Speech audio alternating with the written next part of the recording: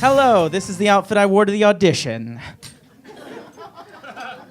Hi, guys. A friend of mine was describing me to a friend of his, and he said, "How do you describe Angel?" Well, imagine somebody who walks up to a plate full of sweets and goes, "Don't mind if I do." I'd never felt so seen before. I am Latino, but clearly packaged in a way to be non-threatening to white people. So I'm basically a human Chipotle. I just got married to this shitty bit. No, I actually got married, and my wife is Italian. She's super Italian. She has an Uncle Vinny, an Uncle Tony, an Uncle Rocky, and an Uncle Carmine.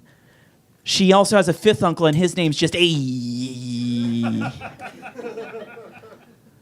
I'm married to an Italian. I have an aunt, Cuban, married to an Italian. My sister, Cuban, dating an Italian. There's like an unspoken agreement between Cubans and Italians to always interbreed to keep a constant number of greasy, loud Catholics. It's like, hey, what are your favorite pastimes? Eating and shouting? Great, let's go to church and get married.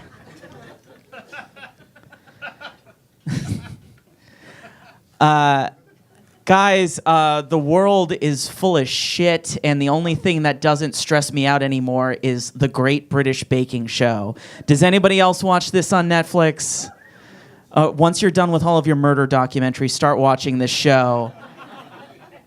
Because it's literally like the show is designed by somebody who said, what's something I can watch while stoned out of my mind and not get stressed out?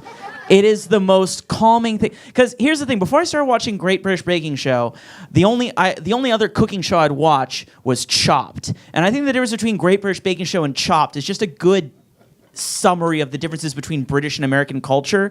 Because like you watch Great British Baking Show, and it starts like, and the contestant is somebody who's literally somebody's grandmother who's like, I used to cook for 40 years and now I get to do it on the telly. Isn't that lovely?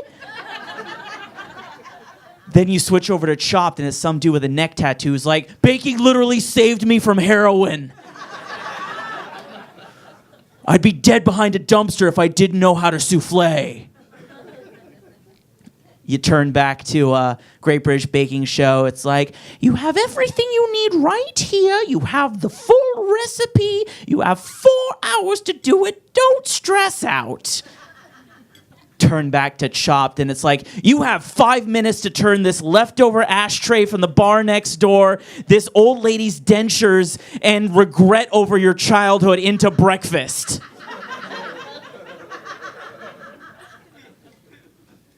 Turn back to the Great British Baking Show. Somebody's like, oh, I've messed up the remoulade, but I have 40 minutes left. I'll just start again. Turn back to Chopped, and it's like, if I burn these almonds, my family's gonna be in a cardboard box. Guess you could only make a show that calming in a country with nationalized healthcare. It's like, you could only have a show that calm in a place where it's just like, I know whatever happens, I can actually see a doctor.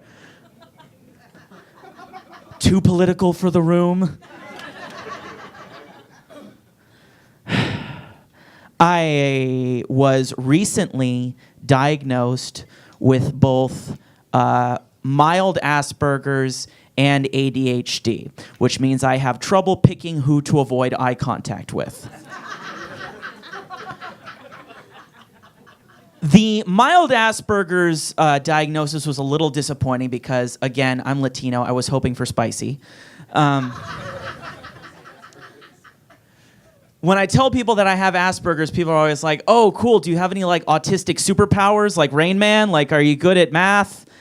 And the truth is, it's like being on the spectrum isn't like a deal with the devil where it's like, okay, you're really good at gambling, but in exchange, you have to not be able to tell when you should stop reading the Wikipedia article out loud to your friends.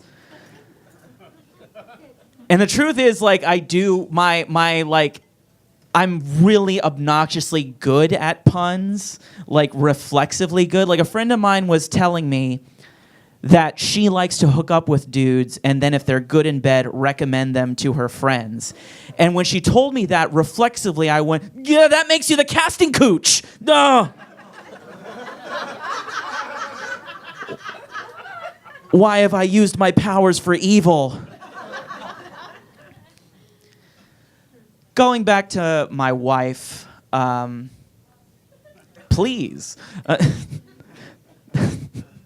That was a reference to Henny Youngman. I'm already like dressed too old for the room, and now my references are.